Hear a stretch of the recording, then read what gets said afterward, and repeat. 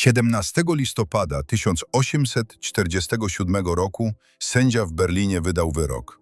Śmierć przez ścięcie toporem. Skazany to nie seryjny morderca, to 30-latek lekarz z Kaszub, który porwał się z motyką na słońce, a dokładniej z kosami na pruską armię. Miał zginąć i zostać zapomniany. Zamiast tego pamięta go naród, który istnieje do dziś. Ale zanim powiem ci, jak oszukał śmierć, czy wiesz w ogóle, kim są Kaszubi? Cofnijmy się do mroźnej nocy z 21 na 22 lutego 1846 roku. Florian Cejnowa zbiera 100 chłopów.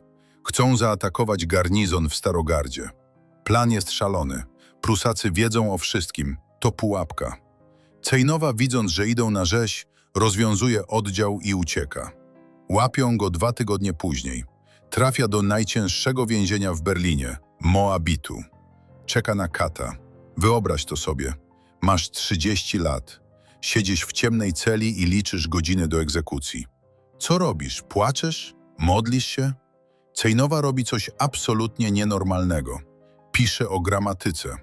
Król pruski w ostatniej chwili zamienia karę śmierci na dożywocie, a rewolucja 1848 roku go uwalnia. Wychodzi na wolność jako wrak człowieka, ale z dyplomem lekarza. Myślicie, że teraz będzie spokojnie? Bzdura. Zostaje lekarzem hrabiego Czapskiego. Leczy jego 18-latkę. Dziewczyna umiera.